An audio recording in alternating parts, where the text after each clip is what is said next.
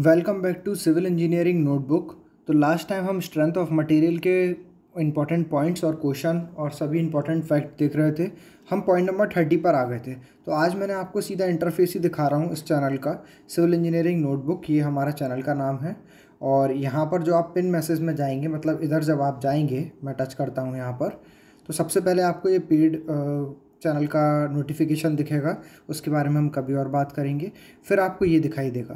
तो यहाँ पर हम अभी स्टार्ट कर रहे, मतलब हमने शुरुआत ही करी है स्ट्रेंथ ऑफ मटेरियल से, जिसमें लगभग 70 पॉइंट्स हो गए हैं। अब ये भी बताऊँगा 70 पॉइंट कैसे देखते हैं हम। और ये देखिए, क्योंकि यहाँ पर अपडेट होते रहते हैं क्वेश्चन आंसर, तो हो सकता है आने वाले टाइम में आउट ऑफ 77 भी पहुँच जाए। मतलब ये बढ़ते जाएंगे। ये मैं अभी बताता हूँ कैसे। तो मैंने यहाँ सॉम पर टच किया, हैशटैग सॉम पे, स्ट्रेंथ ऑफ मटेरियल पे। तो देखिए इस समय आपको यहाँ पर, आप देखिए मैं एनसर्किल कर रहा हूँ, 70 आपको इंपॉर्टेंट पॉइंट्स, फैक्ट या जो भी इंपॉर्टेंट बातें हैं स्ट्रेंथ ऑफ मटेरियल की, वो हमने अभी तक यहाँ अपलोड कर दी है। तो क्या है 70। अब जैसे हो सकता है मैं आगे भी अपलोड करूँ, तो अभी जैसे दिख रहा है 1 ऑफ 70, तो हो सकता है आगे आपको 1 ऑफ 77 दिखे या 80 दिखे या 100 तक भी जाए। तो ये तो बढ़ना ही है धीरे धीरे, तो उस पर आप ध्यान मत दीजिए। तो हमारी जो जहाँ से हमने वीडियो स्टार्ट करी है, और अभी भी हम देख रहे हैं कि अभी स्ट्रेंथ ऑफ मटेरियल में तो मैं कुछ भी अपलोड नहीं कर रहा हूँ, क्योंकि मैं चाहता हूँ पहले टोटल 70 पूरे हो जाए। तो लास्ट टाइम हम पॉइंट नंबर 30 तक कर चुके थे। आज हम पॉइंट नंबर 31 से देखते हैं। तो देखिए आपको अब ऊपर आप ऐसे अप वाला बटन दबाएंगे तो आपको काफ़ी टाइम लगेगा ऊपर जाने में, है ना।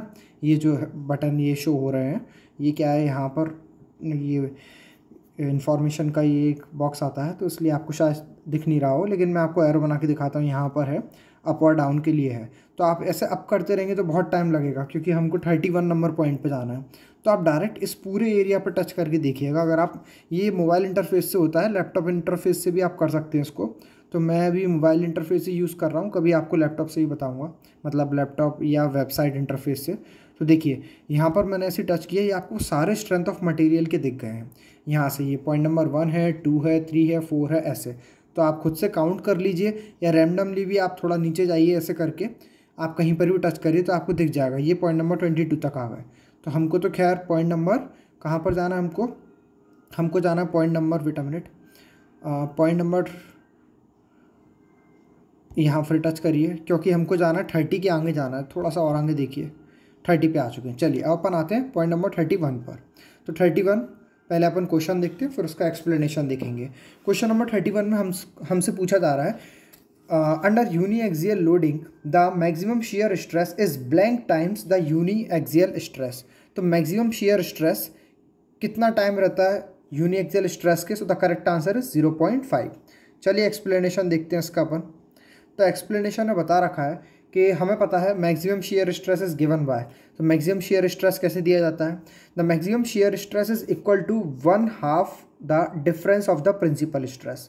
तो ये हम सबको पता है, टाउ मैक्स क्या होता है, ये लिखा भी हुआ है यहाँ पर टाउ मैक्स के बारे में, sigma x minus sigma y by 2 ये होता है।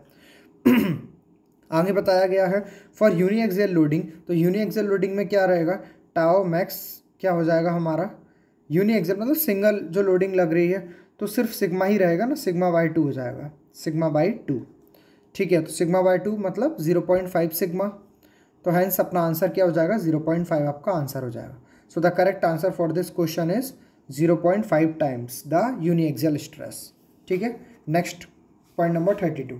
पॉइंट नंबर 32 पहले देखते हैं क्या पूछा जा रहा है।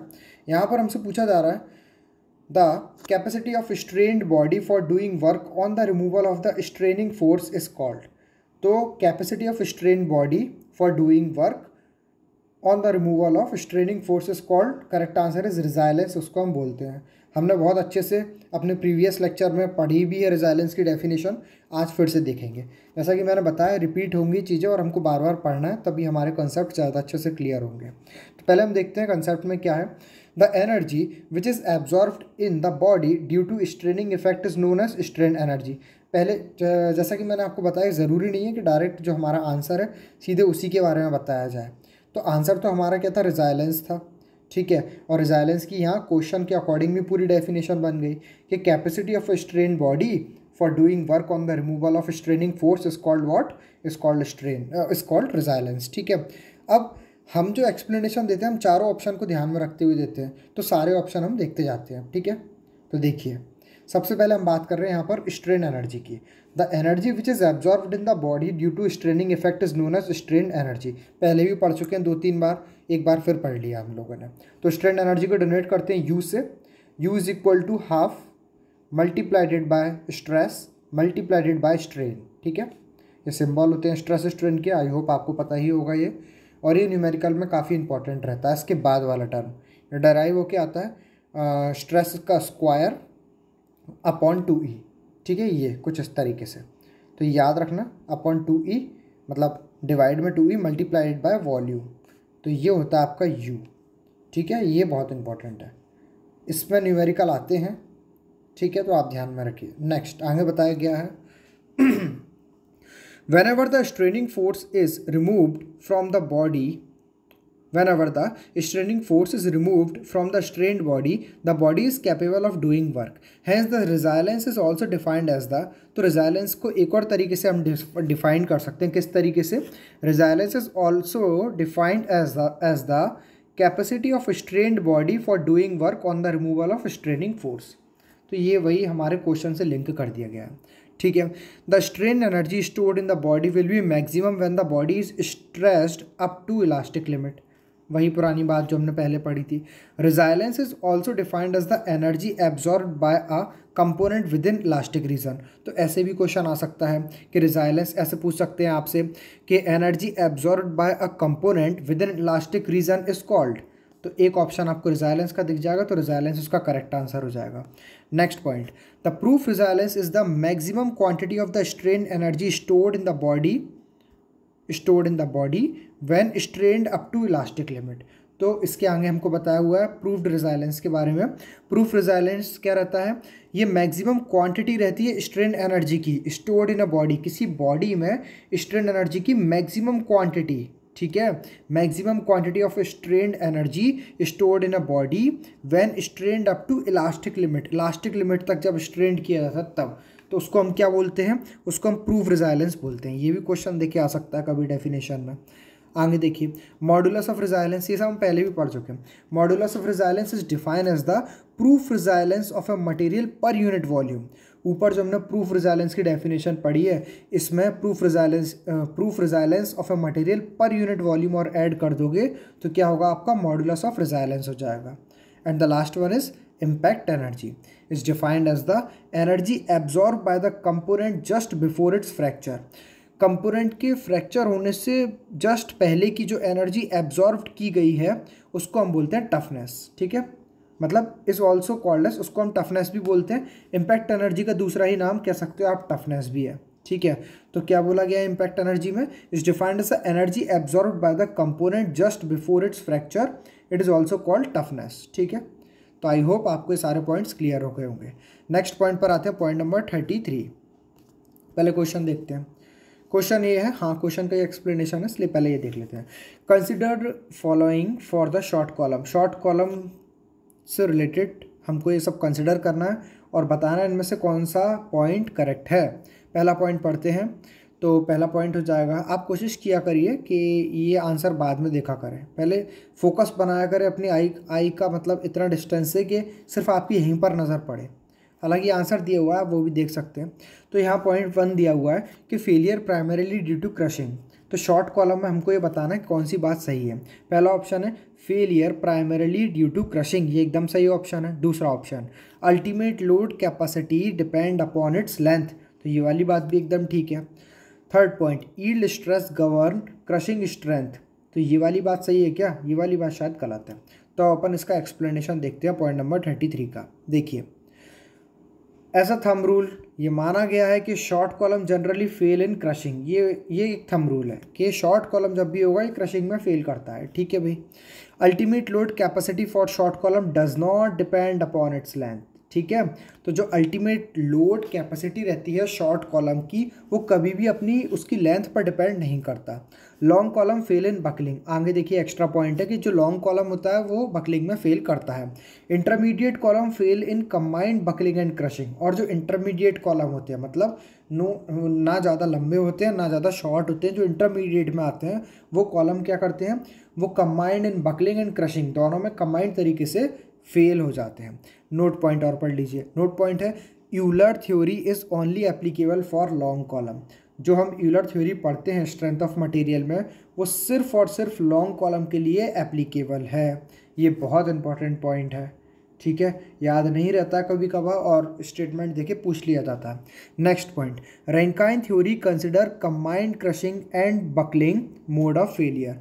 जो हमारी रैंकाइन थ्योरी है ना, ये रैंकाइन थ्योरी कंसिडर करके चलती है combined crushing as well as buckling mode of failure को, ठीक है। तो आप इतनी बात याद रखिए, यूलर थ्योरी सिर्फ और सिर्फ कहाँ एप्लीकेबल है, लॉन्ग कॉलम में, और जो रैंकाइन थ्योरी कंसिडर करती है combined crushing and buckling mode of failure को, ठीक है। और ये हमने ऊपर बता ही दिया है कि लॉन्ग कॉलम का मतलब लेंथ का कोई काम नहीं रहता शॉर्ट कॉलम में। ये वाला जो पॉइंट था कि वेट अ मिनट, ये वाला जो पॉइंट है आपका, ये भी इम्पॉर्टेंट है कि ultimate load capacity of a short ultimate, ये पेन नहीं चल रहा है, एक मिनट, हाँ, ultimate load capacity for short column does not depend upon its length. ये पॉइंट भी इंपॉर्टेंट है। तो एक बार फिर से क्वेश्चन देखेंगे, फिर अपन कंक्लूड करते हैं। क्वेश्चन हमको ये दिया हुआ था कि हमको ये बताना है कि शॉर्ट कॉलम के लिए इनमें से कौन कौन से पॉइंट ठीक है, मतलब सही है, करेक्ट है। तो देखिए फर्स्ट पॉइंट था fail primarily due to crushing, तो हमने पढ़ा शॉर्ट कॉलम क्रशिंग में ही रहता है, फेल होता है। Next point, ultimate load capacity depend upon its length, तो ये वाली बात गलत है ना। मैंने अभी जब शुरुआत किया था क्वेश्चन को तो मैंने जानबूझ के ऐसा बोला था। सेकंड पॉइंट गलत है, थर्ड पॉइंट ठीक है। Yield stress govern crushing strength, ठीक है, तो ये वाली बात एकदम ठीक है। तो point number 1 and point number 3 एकदम, मैंने थोड़ा बातों में फंसाने की कोशिश की थी, इससे आपका भी ध्यान जाए, और हो सकता है जिन लोगों ने सोचा हो कि मैं गलत बोल रहा हूँ तो अच्छी बात है, उनकी तैयारी अच्छी है। तो ये पॉइंट नंबर 1 और पॉइंट नंबर 3 एकदम सही है। एक बार फिर देख लीजिए, ये पॉइंट नंबर 1 ठीक है, पॉइंट नंबर 3 ठीक है। पॉइंट नंबर 2 गलत है, क्योंकि हमने बता दिया कि अल्टीमेट लोड कैपेसिटी कभी भी उसकी लेंथ पर डिपेंड नहीं करता, तो नॉट डिपेंड होना चाहिए यहाँ पर। चलिए नेक्स्ट आते हैं पॉइंट नंबर 34 पर। पॉइंट नंबर 34 भी एक न्यूमेरिकल है, तो पहले हम क्वेश्चन पढ़ते हैं फिर आंसर देखते हैं। पूछा जा रहा है, neutral axis of the cross section of a beam is that axis at which the bending stress is. तो बेंडिंग स्ट्रेस क्या रहता है, जीरो ही तो रहता है इस पर, है ना, ठीक है, क्लियर है। अच्छा आगे से गाइस अपन एक चीज़ और कर सकते हैं, इसमें जो पोल दिया हुआ है ना, इसको मैं फिर से मतलब रीसेट कर सकता हूँ, शायद एक ऑप्शन रहता है, तो मैं देखूँगा अगर रहेगा तो उसको मैं रीसेट कर दूँगा। तो उसको आप एक बार फिर से ट्राई करिएगा, फिर अपन लोगों के लिए अच्छा रहेगा, अगर हो पाएगा तो करेंगे अगले सेशन में। तो यहाँ पर क्या रहेगा, neutral axis of the cross section of a beam is that axis at which the bending stress is zero रहता है वहाँ पर, ठीक है। इसका एक्सप्लेनेशन देखते हैं अपन। एक्सप्लेनेशन थोड़ा जल्दी में पढ़ते हैं, जो इंपॉर्टेंट होगा वो बताते जाएंगे, बाकी आप खुद ही समझ जाएंगे। When loaded by a bending force the beam bend so that the inner surface is in compression, okay, and the outer surface is in tension. We all know जब भी बीम बेंड करेगा तो इनर सरफेस कहाँ जाएगा, compression में जाएगा, और outer surface कहाँ जाएगा, टेंशन में जाएगा। क्लियर है बात। Next, neutral plane is the surface within the beam between those zone, ठीक है, where the material of the beam is not under stress. तो न्यूट्रल बोला जा रहा है, न्यूट्रल प्लेन में क्या रहेगा, बीम का जो मटेरियल रहेगा वो किसी भी स्ट्रेस में नहीं जाएगा, not under stress, either compression और टेंशन, किसी में भी नहीं जाने वाला, ठीक है, क्लियर है, विजिबल है। आगे देखिए, as there is no lengthwise stress force on the neutral plane, ठीक है, there is no strain so when the beam bend, और जब भी बीम बेंड करेगा length of the neutral plane remain constant. तो जो न्यूट्रल प्लेन की length रहेगी ना वो हमेशा कांस्टेंट रहेगी। न्यूट्रल, आगे देखते हैं यहाँ से, ऊपर का इतनी बात क्लियर है, क्लियर हो गया होगा। आगे देखिए, neutral axis is an axis in the cross section of a beam a member resisting bending or shaft along which there is no longitudinal stress or strain। समझ गए।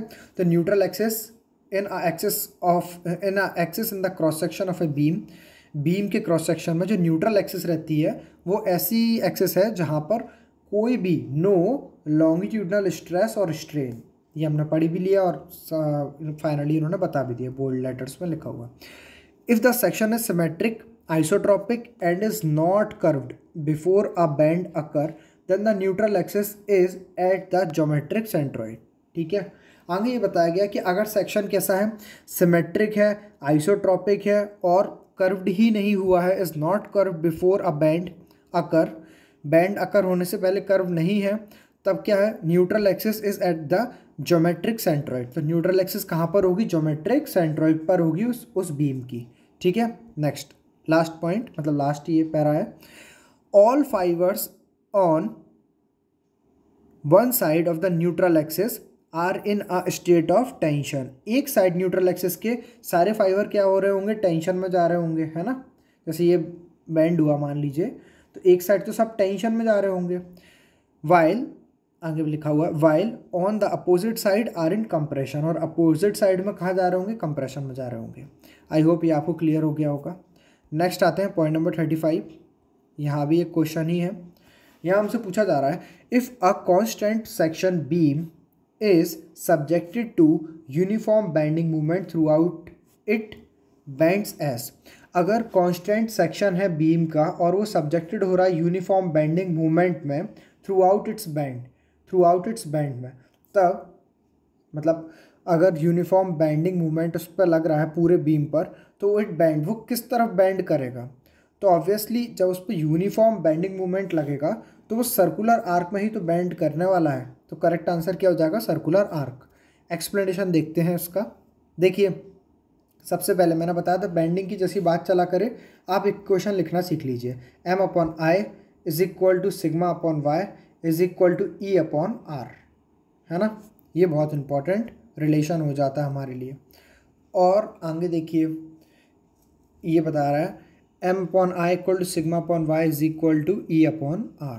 ओके, आगे देखिए R is equal to, R किसके equal हो जाएगा, is equal to, यहाँ पर देखिए ये R इज इक्वल टू ये और ये दो टर्म है, इन्होंने इसको मतलब रिलेट करा है यहाँ पर। R is equal to what, R is equal to EI, ये I यहाँ चला गया, बीच वाला भूल जाइए अभी, EI अपॉन M। ठीक है, और ये नीचे आ जाएगा, हमें R निकालना है ना, R यहाँ चला जाएगा, क्रॉस मल्टीप्लाई करके आ जाएगा इजीली, आप भी करके देखिएगा। तो यहाँ से हमने बता दिया R होता है ये। ठीक है, आई थिंक इस इक्वेशन में ये B नहीं आना चाहिए, है ना। ये हो सकता है ये थोड़ा सा गलत हुआ है यहाँ पर, ये B नहीं आना चाहिए। M/I is equal to sigma upon y is equal to E upon R होता है ना। अब ठीक है, सेकंड इक्वेशन हमने ये बना दी इन दोनों को रिलेट करके। ठीक है, R की वैल्यू निकाल दी। R होता क्या है, हमारा रेडियस ऑफ कर्वेचर होता है, we all know. E elastic modulus of a beam रहता है, I area movement of inertia रहता है, M bending movement at the cross section of the beam, ये सबको पता ही है। तो इक्वेशन 2 इट इज़ क्लियर। इस इक्वेशन से हमारा क्या क्लियर होता है, इक्वेशन नंबर 2 से, ये इक्वेशन नंबर 2 से हमारा क्या क्लियर हो गया कि इफ़ M इज़ वेरिएबल, अगर मान के चलिए M क्या है, वेरिएबल है, then the radius of the curvature of the beam is variable and the shape of the elastic curve is parabolic. ठीक है, next point is if M is constant, और मान लीजिए अगर M आपका कांस्टेंट है तब then the radius of the curvature of the beam is constant. Obviously वो उस पर डिपेंड कर रहा है ना, रेडियस ऑफ द कर्वेचर, इसलिए कैसे डिपेंड कर रहा है ये आप देख ही सकते हैं यहाँ पर कुछ इस तरीके से। सॉरी, तो नेक्स्ट पॉइंट है, यदि M कांस्टेंट है, पहले हमने बता दिया M वेरिएबल है तो वो भी वेरिएबल रहेगा। M अगर कांस्टेंट है तो radius of curvature of the beam is constant, वो भी कांस्टेंट रहेगी, and shape of the elastic curve is circular arc. ये बात इंपॉर्टेंट है, अगर वेरिएबल हो रहा है तो शेप क्या हो रहा है आपका, पैराबोलिक हो रहा है। अगर M कांस्टेंट हो रहा है तो शेप क्या हो रहा है, इलास्टिक कर्व का सर्कुलर हो रहा है। और अगर M 0 हो रहा है तब radius of curvature of the beam is infinite, जो रेडियस ऑफ कर्वेचर क्या रहेगी, वो इनफाइनाइट हो जाएगी, and shape of elastic curve is straight line. तो ये आपको लास्ट के 3 पॉइंट याद रखना है, बहुत इंपॉर्टेंट है, आप उसको नोट भी कर सकते हैं। ठीक है, पहले इस रिलेशन को आपको याद रखना है, विशेषकर ये वाला R निकाल के, फिर उसके बाद आपको ये चीज़ याद रखना है कि ये जो लास्ट के 3 पॉइंट जो बताए गए हैं कि M वेरिएबल है तब क्या होगा, M कांस्टेंट है तब क्या होगा, और लास्ट में M जब 0 हो जाएगा तब किस तरीके का शेप आएगा इलास्टिक कर्व का। तो आई होप आप ये याद रखेंगे और ये इंपॉर्टेंट रहेगा एग्जाम के लिए। नेक्स्ट आते हैं पॉइंट नंबर 36 पर, टाइम देख लेते हैं। ठीक है, 1 मिनट का और लेंगे, फिर उसके बाद अपन अपना नेक्स्ट सेशन में देखेंगे। पॉइंट नंबर 36 या क्वेश्चन नंबर 36 कह सकते हैं, क्योंकि ये भी क्वेश्चन ही है। क्वेश्चन में हमसे पूछा जा रहा है, on a stressed body there are points on which shear stress is zero, these planes are known as. जहाँ पर shear स्ट्रेस ज़ीरो रहता है उन प्लेन को हम क्या बोलते हैं? वी ऑल नो, बहुत बेसिक डेफिनेशन है, जब स्ट्रेंथ ऑफ मटेरियल आपने पढ़ा होगा इनिशियली कॉलेज में भी, तभी इसका आंसर प्रिंसिपल प्लेन तब से ही आपको याद हो गया होगा। चलिए इसका एक्सप्लेनेशन और पढ़ लेते हैं। देखिए एक्सप्लेनेशन भी सिंपल ही है, पहले भी हम पढ़ चुके हैं शायद। Maximum and minimum value of normal stress occur on plane of zero shearing stress, पहली बात ये। Next point, maximum and minimum normal stress are called principal stresses and the plane on which they act are called principal plane. और जिस plane पर वो act करते हैं उसको हम बोलते हैं प्रिंसिपल प्लेन, और मैक्सिमम मिनिमम नॉर्मल स्ट्रेसेस को हम क्या बोलते हैं? Principal stresses. और ये आपका होमवर्क है, आप अभी अपने रजिस्टर पर लिखिए मैक्सिमम मिनिमम प्रिंसिपल स्ट्रेस का फॉर्मूला, क्योंकि इन पर क्वेश्चन आते हैं। वही sigma x plus sigma y by 2 plus minus whole under root, ये आपको लिखना है आगे का। ठीक है, चलिए तो अब हम अपना जो अगला सेशन लाएंगे हम उसमें पॉइंट नंबर 37 से कंटिन्यू करेंगे। ठीक है, अगर आप अच्छा रिस्पॉन्ड देते हैं तो हम उसके बाद, क्योंकि मेरा मन था कि एक ही एक सब्जेक्ट कब तक चलता रहेगा, क्योंकि तो लेंदी है पॉइंट नंबर 70 तक, वरना अगर आपका तरफ से थोड़ा भी रिस्पॉन्ड रहेगा ना तो हम इसमें मिक्स क्वेश्चन शुरू कर देंगे, जो कि आने वाले सभी एग्जाम में इंपॉर्टेंट रहेगा। जैसे हमने सर्वे उठा लिया, ठीक है, सर्वे के हमने 10 क्वेश्चन कर लिए, 10 क्वेश्चन कर लिए, आरसीसी के 10 कर लिए, सोम के कर लिए और सॉइल के कर लिए। सब्जेक्ट तो सारे दे रखे हमारे पास, ये देखिए पिन मैसेज में ये सारे सब्जेक्ट हमारे पास लगभग सबके इंपॉर्टेंट कंटेंट है हमारे पास, ये सारे सब्जेक्ट हैं। देखिए अब इन सब के आप देखिए, अगर हम रोज़ के 10-10 क्वेश्चन भी करेंगे या एक दिन छोड़ के भी 10-10 क्वेश्चन करेंगे तो देखिए कितना सारे क्वेश्चन हो जाएंगे। आप खुद देखिए 10 दिन में कितने सारे क्वेश्चन हो जाएंगे, और 11-12 दिन चला कंटिन्यू तो बहुत सारे क्वेश्चन हो जाएंगे, वो भी मिक्स हो जाएंगे। तो ये आपके कमेंट पर और लाइक पर डिपेंड करता है। तो आई होप आपको ये वीडियो अच्छा लगा होगा, और ये चैनल को आप सब्सक्राइब कर लीजिए। यहाँ वीडियो से भी नहीं पढ़ना तो आप डायरेक्ट भी पढ़ सकते हैं, और बस ऐसे ही शेयर कीजिए सबको और लाइक कीजिएगा। Thank you.